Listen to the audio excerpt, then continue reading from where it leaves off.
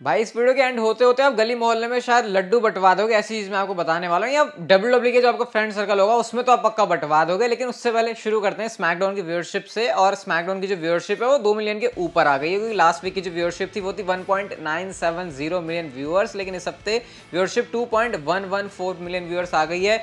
और ये fall out था क्राउन जूल के बाद का स्मैकडाउन का एडिशन, तो उस वजह से कह सकते हैं रोमन रेंज भी थे, लेकिन स्मैकडाउन का हाल 2 मिलियन के आसपास ही रहता है, जो कि ठीक है। और ज़्यादा इसके बारे में कुछ बात करने का फायदा नहीं, मतलब क्यों खाली में बात करनी है। बात करते हैं Michael Cole and Riya replay के बारे में। तो अब मैंने आपको अभी रिसेंटली एक वीडियो में बताया था कि कैसे माइकल कोल ने कहा था कि विंस मैकमैन के जाने के बाद से क्या चीज़ें हो गई हैं। मैंने आपसे ये भी बताया था कि माइकल कोल कहना तो चाहते होंगे कि विंस मैकमैन के टाइम में उनको काफ़ी ज़्यादा लिमिटेड वर्ड्स का यूज़ करना होता था, क्योंकि नहीं तो पीछे से कोई बोल देगा और उसके बाद माइकल कोल की ऐसी तैसी हो जाएगी। लेकिन अभी रिसेंटली माइकल कोल ने कमेंट्री पर ये कहा था कि somebody needs to kick her ass, और ऐसा उन्होंने रिया रिप्ली को कहा था, क्योंकि रिया प्रॉब्लम करके एक दिक्कत चल रही है पूरी, जो भी जजमेंट डे के सामने आता है। तो इस पर रिस्पॉन्ड कर दिया है खुद रिया रिप्ली ने, और उन्होंने फाइट के लिए चैलेंज कर दिया माइकल कोल को। आप ये वाला ट्वीट देख ही सकते हो, जहां पे उन्होंने सिंपली लिखा है fight me Michael Cole, tag करते हुए उनको। ये बड़ा अच्छा लगता है वैसे, जब कमेंटेटर्स भी स्टोरी लाइन के अंदर एक अपनी साइड ले लेते हैं, जैसे पैट मैकअफी को हम लोगों ने रिसेंटली करते हुए देखा था, जो कि बहुत टाइम के बाद था। शायद उनको फ्रीडम मिली हुई थी, या फिर वो कॉमेंट्री के लिए शुरू से नहीं थे, एक रेसलर होते हुए वो कॉमेंटेटर थे एक्टिव में, मैं कहूँगा शायद उस वजह से आता था। लेकिन माइकल कोल भी अब ऐसा बोलने लगे हैं और उनको फ्रीडम है, और कमेंट्री पर जब ऐसी चीज़ होती है तो देख के काफ़ी ज़्यादा मजा आता है। वर्ल्ड कप आपको पता है स्मैकडाउन के ऊपर चल रहा है, और इस दौरान शेन मैकमैन ट्रेंड करने लगे हैं। अब किस रीजन की वजह से आपको पता ही है, इससे पहले जो डब्ल्यूडब्ल्यू के अंदर वर्ल्ड कप हुआ था वो सऊदी अरबिया के शो के लिए, उसको शेन मैकमैन ने जीता था। उसके बाद कितनी ट्रोलबाजी हुई थी, तो उस वाली ट्रोलबाजी को फैंस ने फिर से कंटिन्यू कर दिया जब दोबारा से वर्ल्ड कप आया है। और यहाँ पर ट्वीट्स वगैरह फैंस कर रहे हैं, कमेंट्स में भरा हुआ है ये, जहाँ जहाँ पर भी डब्ल्यूडब्ल्यू वर्ल्ड कप को मेंशन कर रही है और कह रहे best in the world, Shane McMahon को वापस बुला वर्ल्ड कप के लिए। वैसे फिलहाल शेन मैकमैन के बारे में कोई भी ऐसी रिपोर्ट नहीं कि वो वापस आ रहे हैं, और विंस मैकमैन के जाने के बाद से क्या चीज़ें उनके लिए चेंज हुई हैं उसके बारे में हमको कोई अपडेट नहीं। तो ये नहीं कह सकते कि शेन मैकमैन आएंगे, कब आएंगे भी या नहीं आएंगे, ये इस पर भी एक क्वेश्चन है। बट हाँ, कोई एक ऐसी प्रॉपर स्टोरी लाइन होगी, और अगर ट्रिपल एच या फिर स्टेफनी मैकमैन चाहेंगे तो डेफिनेटली शेन मैकमैन आपको वापस से डब्ल्यूडब्ल्यू के अंदर देखने को मिल जाएंगे। Logan Paul and Roman Reigns के मैच ने भाई साहब क्या अलग अलग रिकॉर्ड्स बनाए, क्या स्टैट्स हैं इसके, हैरान परेशान करने वाले हैं ये डब्ल्यूडब्ल्यू के राइवल्स के लिए। तो क्या हुआ मैं आपको सीन बताता हूँ। 45 मिलियन से ज़्यादा तो उसी वीडियो पर व्यूज़ हैं जिसके ऊपर जो वो वीडियो है जहाँ पे जो लोगन पॉल हैं वो रोमन रेंज के ऊपर कूद रहे हैं। इसके अलावा अगर आप सारे सोशल मीडिया के ऊपर देखो, जहाँ जहाँ पर भी रोमन रेंज हैं, लोगन पॉल का एक कंटेंट है, 122 मिलियन से ज़्यादा व्यूज़ ये जो है इंप्रेशन ले चुका है अलग अलग जगह से। और इतना ही नहीं, जो क्राउन जूल को लेकर टोटल सर्चेस हुए थे, गूगल सर्चेस 3 लाख, उसमें से 2 लाख सर्चेस लोगन पॉल के लिए हैं। ये मैं Roman Reigns and Logan Paul की बात नहीं कर रहा हूं, मैं लोगन पॉल की बात कर रहा हूं। मतलब सिंपल तरीके से समझो, 3 लाख टोटल सर्चेस हुई हैं, उसमें से 2 लाख सर्चेस सिर्फ लोगन पॉल के लिए हैं। तो इससे आप लोग आइडिया लगा सकते हो कि कितनी बड़ी ये सक्सेस थी डब्ल्यूडब्ल्यू का, लोगन पॉल को, एक सोशल मीडिया सेलिब्रिटी को रोमन रेंज के सामने उतारना अनडिस्प्यूटेड चैंपियनशिप के लिए। भले ही बहुत सारे लोगों ने कहा मैच प्रेडिक्टेबल है, मैच बढ़िया था, मुझे भी प्रेडिक्टेबल लगा था, लेकिन एटलीस्ट अगर डब्ल्यूडब्ल्यू के बिजनेस पॉइंट ऑफ व्यू से देखा जाए तो सारी चीजें वैसी ही गई जैसे डब्ल्यूडब्ल्यू को चाहिए थी। और इससे डब्ल्यूडब्ल्यू ना अंदर से और ज्यादा मोटिवेटेड हो जाती है सऊदी अरब में शोज करवाने के लिए, जब उनको इस लेवल की सक्सेस दिखती है। हालांकि मैं आपको ये बताता हूं कि जो डब्ल्यूडब्ल्यू के पीपीवी बायर्स होते हैं, जो स्पेशली शोज को खरीदते हैं यूएसए के फैंस, वो डाउन आ गए थे 18-20% क्राउन जूल के लिए। और उसके पीछे रीजन ये था कि जो उसका टाइम स्लॉट था वो डिफरेंट था, यूजुअली रात को होते हैं, तो जो दिन के फिर इवेंट होते हैं उसके पीवी वाइज घट जाते हैं, तो इस वजह से ऐसा था। बाकी ओवरऑल अगर आप सब चीज़ों में देखो तो मस्त डब्ल्यूडब्ल्यू को सक्सेस मिली है, और चांदी चांदी हो रही है फिर डब्ल्यूडब्ल्यू की इस समय।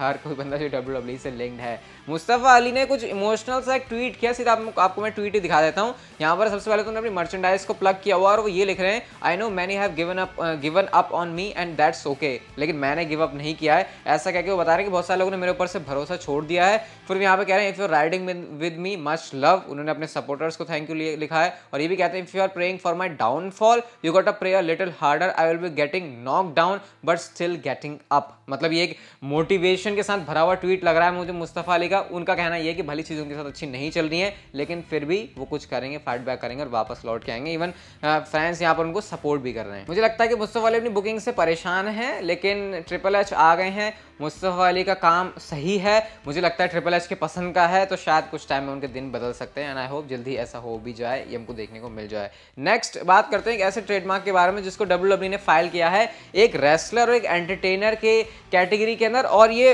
इसको कैसे प्रोनाउंस करूं मैं, MICHIN, मिशन बोलूँ या मिचिन बोलूँ, माइचिन क्या बोले इसे समझ नहीं आ रहा मुझे, लेकिन ये एक वर्ड है जिसको अगर आप ये कोरियन का एक वर्ड है, अगर आप इसको समझना चाहो तो इसको क्रेजी है इसका मतलब मिशन का मतलब। अब ये किसके मतलब के लिए इसका कोई आइडिया नहीं है। मिस्ट्री ट्रेडमार्क WWE ने रजिस्टर किया है, देखते आने वाले टाइम में आई थिंक कुछ हफ्तों में ही पता चल जाएगा कि आखिर इसको करवाने का क्या पर्पज है। रेसलमेनिया 39 भाई सिर्फ WWE सुपरस्टार से भरा हुआ नहीं होने वाला, बल्कि हॉलीवुड एंड सेलिब्रिटी स्टार से भरा होने वाला है, क्योंकि इसकी जो थीम है वो हॉलीवुड की है। तो WWE एक्चुअल में इसको फील देना चाहते हैं कि ये सिर्फ एक रेसलिंग इवेंट नहीं है, बल्कि एक ऐसा शो, ऐसा प्लेस, ऐसा इवेंट होने वाला है जिसके अंदर भर के सितारे होंगे, बड़े बड़े स्टार होंगे, और सच में इसको वैसे फील मिले कि ये हॉलीवुड थीम वाले रेसलमेनिया के साथ है। अभी सिर्फ इनिशियल रिपोर्ट है, कुछ ज़्यादा नहीं है कि कौन सेलिब्रिटी आएंगे, क्या होगा। भाई तुम कुछ करो ना करो, रॉक को ले आना, बस सारी चांदी हो जाएगी। फिर हमको कोई नहीं चाहिए, कोई हॉलीवुड का नहीं चाहिए, कोई बॉलीवुड का नहीं चाहिए, कोई टॉलीवुड का नहीं चाहिए, सिर्फ रॉक अगर आ गए इस इवेंट के लिए तो आई थिंक वो इनफ होगा WWE के लिए। बट क्या वो चीज़ WWE कर पाएगी,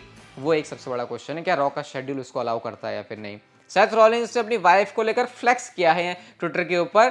WWE और फॉक्स ने एक ट्वीट किया जहां पे वो आइकॉनिक मूवमेंट डाल रहे, वही जब स्मैकडाउन की टीम ने इन्वेड किया था रॉ को, फिर नाया जैक्स ने बेकी लिंच के मुंह से खून निकाले था, उसके बाद द मैन वाला कैरेक्टर आता। फिर आपको पता ही बेकी लिंच का जो हमने ट्रांजिशन देखा, आज बेकी लिंच उसी वजह से हैं। तो उसी ट्वीट को जो है कोट करते हुए उन्होंने लिखा एक गॉड, मतलब कि वो गॉड लेवल पे लेके जा रहे हैं बेकी लिंच को। आई थिंक थोड़ा सा ज़्यादा हो गया कहने के लिए, बट अच्छी बात भी है, अपनी वाइफ को लेकर वो फ्लेक्स कर रहे हैं। बाकी उनका खुद का कैरेक्टर भी तो बढ़िया ही है। अब तो यूएस चैंपियन है मंडे नाइट रॉ के ऊपर, तो वैसे भी रॉ पर आएंगे तो छाती चौड़ी करके आ सकते हैं। रोमन रेंज के 10 साल हो चुके हैं WWE कंपनी के अंदर, जो मैंने आपको बताया था पूरे शील्ड के ही हो चुके हैं, लेकिन शील्ड करके उसको अभी शील्ड के बारे में कुछ बड़ा इंटरेस्टिंग बताऊंगा।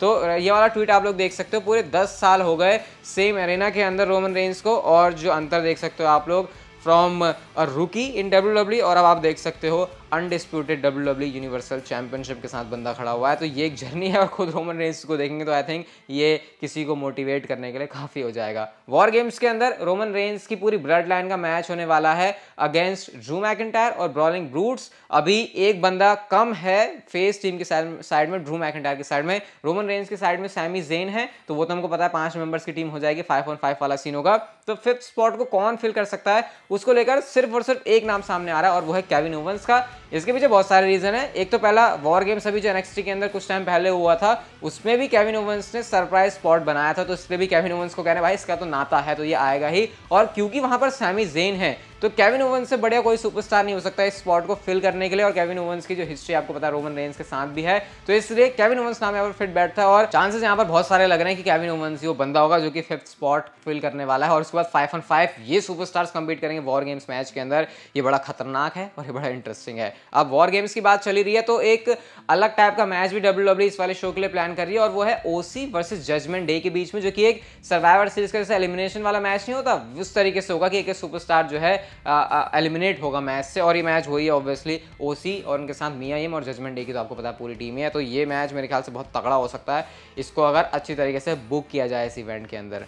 इंदु शेर के बारे में आपको बताता हूं, तो ट्यूसडे के लिए WWE ने ऑफिशियली अनाउंस कर दिया जो अगला NXT का एडिशन होने वाला है, वहां पर इंदु शेर यानी कि वीर महान एंड सांगा आपको रिंग के अंदर कंपीट करते हुए दिखाई देंगे। तो अब ये फाइनली है कि हाँ, ये दोनों बंदे साथ में ही चल रहे हैं, और अब इन रिंग कॉम्पिटिशन के लिए भी तैयार हैं, तो अब इनको देखने में शायद मज़ा आएगा, और काफ़ी बढ़िया चीज़ है ये WWE के प्रोडक्ट के लिए, स्पेशली इन दोनों को जो साथ में रखकर WWE के बहुत आगे के प्लान से एटलीस्ट अब वो चीज़ WWE करने जा रही है। शील्ड के बारे में WWE ने एक रेयर वीडियो पोस्ट की है, बट ये मेरे लिए सही बताऊँ रेयर नहीं है, ये वीडियो को मैं पहले भी देख चुका हूँ, जहाँ पर शील्ड के शुरुआत में वो जो सिएरा होटल इंडिया एको लिमा डेल्टा करके बोलते हैं, तो उस चीज़ को, उस इंट्रो को इन तीनों सुपरस्टार ने खुद अपनी आवाज़ दी है। इसको WWE इस वीडियो के थ्रू बता रही है, और इसको अटेंशन भी काफ़ी अच्छी मिली। 13,000 से ज़्यादा यहाँ पर लाइक्स हो चुके हैं। मैंने पहले भी देखी हुई, लेकिन अभी मैंने 10 बार तो रिपीट पर इसको देखा था। वैसे सिएरा होटल इंडिया एको लिमा डेल्टा, इसमें इंडिया क्यों है अगर आपको ये जानना है तो आई बटन पर आपको वीडियो मिल जाएगी, फिर डिस्क्रिप्शन में है, वहाँ से जाके आप लोग देख सकते हो और मतलब जान सकते हो कि आखिर क्यों ऐसा बोला, इंडिया का नाम यहाँ पे क्यों मेंशन्ड है। और गाइस हम चलते हैं हमारी आज की नेक्स्ट एंड फाइनल स्टोरी की तरफ, और लड्डू बंटवाने वाली बात यहाँ से आती है। अब हमको इंडिया के अंदर चाहिए WWE का एक इवेंट जहाँ पे सारे के सारे सुपरस्टार्स आए, हमारे सामने एक वो शो रखें, क्योंकि ये चीज़ को मिस कर रहे हैं। वैसे भी बहुत WWE इंडिया में बहुत कम शोज़ हुए हैं। तो ड्रू मैकिंटायर जो इंडिया में आए थे, अभी अब आके जा चुके हैं, एक क्वेश्चन उनसे पूछा जाता है कि क्या WWE इंडिया में इवेंट करवाने वाली है अपना, तो ड्रू मैकिंटायर ने इस पर क्या जवाब दिया, पहले वो सुनो, और क्यों ये हो सकता है फिर मैं आपको बताऊंगा। ड्रू मैकिंटायर ने कहा कि जो भी इससे रिलेटेड लोग हैं उनसे जाकर मैं बात करूंगा, और मैं उनसे पूछूंगा, उनसे मैं बोलूंगा कि इंडिया में आकर तुम इवेंट करवाओ, और मैं उनको हिला हिला के बोलूंगा कि भाई इंडिया में मेरे को इवेंट चाहिए। मतलब ड्रू मैकिंटायर ने अपने वर्ड्स के थ्रू ये बताने की कोशिश की कि कैसे जितना तुम लोग चाहते हो इंडिया के अंदर इवेंट कराना, मेरी भी उतनी ही कोशिश है। और ड्रू मैकिंटायर क्यों एक इंटरेस्टिंग नेम है ऐसा करने के लिए, क्योंकि यूके के अंदर भी एक प्रीमियम लाइव इवेंट होना चाहिए, ये ड्रू मैकिंटायर ने कहा था और वो पीछे पड़ गए थे डब्ल्यूडब्ल्यूई के हायर अप्स के। अब मैं ये नहीं कह रहा कि सिर्फ ड्रू मैकिंटायर की वजह से वो हुआ है, लेकिन वो होता है ना किसी चीज को लेकर कोई बंदा पुश करता रहे तो फिर वो चीज अगर वैल्यूएबल होती है, प्रॉफिटेबल होती है तो डब्ल्यूडब्ल्यूई इस चीज को करती है, और वैसा उन्होंने वहां पे किया। तो फिर ड्रू मैकिंटायर इस चीज को अब इंडिया के लिए भी करना चाहते हैं। हाँ, वो ये नहीं कह रहे कि इंडिया के अंदर मैं सीधा ही प्रीमियम लाइव इवेंट लेकर आ जाऊंगा, वो एक सिर्फ लाइव शो होने की बात करें जहां पर सारे स्टार्स होंगे और ये कुछ वैसी फील देगा जैसे हमने इंडिया के अंदर पहले देखा है, या फिर डब्ल्यूडब्ल्यूई अलग अलग सिटीज में जाकर अपने लाइव इवेंट करवाती है। और मैं इसको सुनने के बाद एक्साइटेड हूँ काफी ज्यादा, और उम्मीद कर रहा हूँ कि ये चीज बहुत जल्दी से जल्दी हो जाए। और अगर आपको ये गुड न्यूज सुन के ये वीडियो अच्छी लगी तो इसे लाइक कर दो, शेयर, सब्सक्राइब, नोटिफिकेशन बेल को भी ऑन कर लेना, and see you guys in my next video.